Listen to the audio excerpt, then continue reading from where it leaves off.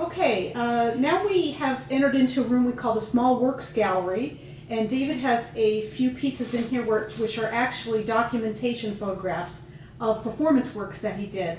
And so David, I'll ask you to describe these performances and talk a little bit about them for us. That sounds good. I'd like to start with a little lesson in art history.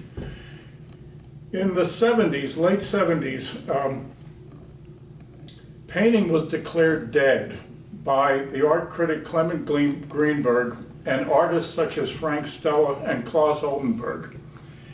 And what basically happened was, after abstract expressionism, artists started producing what was called pop art. And you had pop artists like Andy Warhol, Claes Oldenburg, Tom Wesselman. And while they were making their pop art, people like Helen Frankenthaler, Jules Olitsky, and other abstract expressionists were still painting abstract expressionist work. Following the pop art came photorealism, and you had people like Chuck Close and Richard Estes.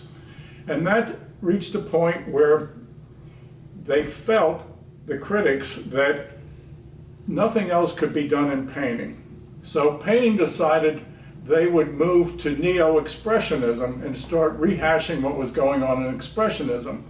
At that instant, all of a sudden sculpture, which was still producing new, unique movements, was taking off and was no longer playing second fiddle to painting. Well, of course, it didn't last long before sculpture was about on the verge to rehash everything as well. Ever since, that type of art has been called postmodernism. And in postmodernism, you can pretty much do anything you want. There has not been an exciting, in my mind anyway, original movement since photorealism. While the sculpture was sort of top dog, there was performance art, there were installations, there was earth art, and they've all gone, not, let's say, into the past, but it's nothing new to do earth art now. It's nothing new to do performances or installations. So when I was in grad school, right at the very end of my career in grad school, I started doing some performance art, and there are 3 performance pieces in this gallery. And they related to my senior thesis topic, but my graduate committee didn't feel that they were pertinent. I guess they were still hung up on objects. I continued to do performance work just the same, and these 3 pieces are the 3 pieces that I produced. On this wall is a piece called Bus Stop, and if you'll note, I contracted the 2 words bus and stop together. The idea was for marketing purposes. And this was the busy man's white-collar portable bus stop. And the idea was you would keep it at the front door along with your briefcase, and when you went out in the morning, you would walk out onto a bus route and just put your bus stop down. The bus stop would pick you up and off you'd go. So the trick on this one was to go to a bus stop route with my bus stop and put it down with the hopes that a bus would come around the corner and pick me up. And first time was a success. A fellow artist named Fred Peace documented the photos. He hid in various places between parked cars, and I simply rode to the next stop and got off. So it was a success all the way around.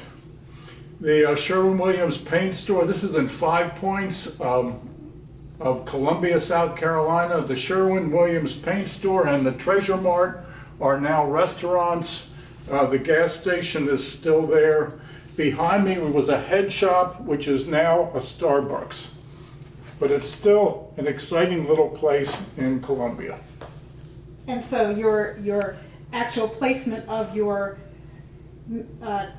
sculptural bus stop, it allowed the bus to stop, even though that wasn't his route. He had never stopped there in his life. He picked you up anyway. Okay. So after this piece, after I got the photos done, and I worked in the darkroom with a guy named Doug Smoke who did the photography work, the development work. I entered this piece in an exhibit, a national exhibit, traveling exhibit that was started surprisingly in Jackson, Mississippi at the Jackson Museum of Art. And one of the artists in the exhibit was Dwayne Hanson. The title of the show was New Realism. And Dwayne Hanson was a sculptor making life-size fiberglass figurative work that was photorealistic in nature. Now let's talk about this piece here. The next performance art is called How About a Dog? And the idea here was to see what people would go through to get the best deal in town. So I was selling hot dogs outside this window for 25 cents a piece. And there was no obvious means of how to get onto the roof outside my hot dog window. And the character that's kind of looking at you from here was the first customer, and he scaled this pipe to get onto the roof. Other people figured out that if they went through this building, they could eventually find a way onto the roof, and there was actually a doorway, but it was not an obvious situation. The first day, oh, mind you, in my performance pieces, I was the only actor that rehearsed. So that all the other actors, and in some performance art, actors were rehearsed, but in all of my performances, for example, the bus driver and all the people that ate hot dogs, they were simply there. They were unrehearsed actors in a performance. The first day was a lot of fun because I was playing like a hot dog man. I was selling hot dogs to the public, having a great time. And these are some people waiting for hot dogs. They already got their Cokes. And that was my first dollar from sales. And what would happen was, at the end of the day, I would have to go restock the refrigerator. And the hot dogs were boiled in beer. They were the best, biggest Franks I could find anywhere. The Cokes were in returnable bottles. The mustard and the ketchup containers had to be topped up. So by day 3, it was a job. I was still a hot dog man, but I was no longer an actor. It was a job. And the unique thing about it for me was by Friday, it was one week of performances from 11 in the morning till 2 in the afternoon, at which point I took my sign down and closed up shop.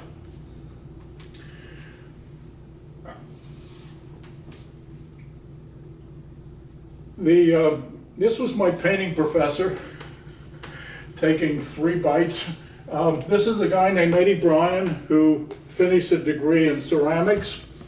And in this photo, this is Vito Acconci. And Vito Acconci was one of these, maybe but anyway, one of the supreme performance artists in the country. And Vito was on campus visiting. And when he heard about the hot dog window, he decided he really wanted to come to it, and he came twice and posed for the after lunch smoke next to the sign. He didn't get to eat a dog because the faculty demanded that they take him to lunch each day. But Vito did say he would rather have had a hot dog at my window.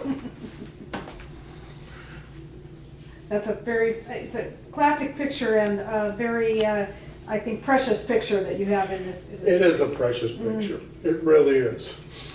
And then your last performance over here. All right, the last performance was called Up the River. And I was the only actor in this one. And a fellow artist named Ron Jones was the photographer. And Ron went on actually to a very distinguished career in art and died just a number of months ago. But Ron followed me around and I borrowed his pith helmet. Ron was a character that would actually have a pith helmet. And I tried to look as much like an archaeologist as I could. And in the first picture, I find, much to my surprise, an arrow laid out on the ground made out of river rocks. And I'm pointing at it and I follow the arrow upriver, and there I find sticking out of the mud the lids of 2 pots.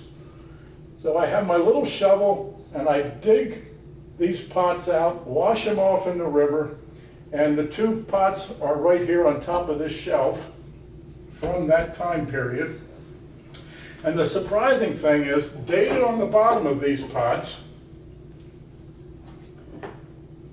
is 1775. And the title, Up the River, and the name Zacharias, which led me to think that my descendants were actually living in Columbia, South Carolina before 1776, the birth of this country. And they were making non-functional pots. How bizarre. And lastly is the exit. I've got the pots in my backpack and I'm proudly walking out looking like I don't move my arms when I walk, which is what makes that photo so funny.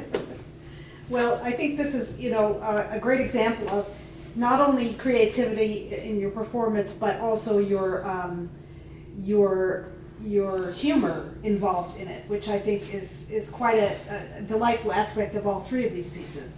And then, if we look about this work in today's time, we're seeing, in some ways, this is a archaeological exhibit of history and of artifact right here, because we're looking back in time. How many years was it ago that you did these works?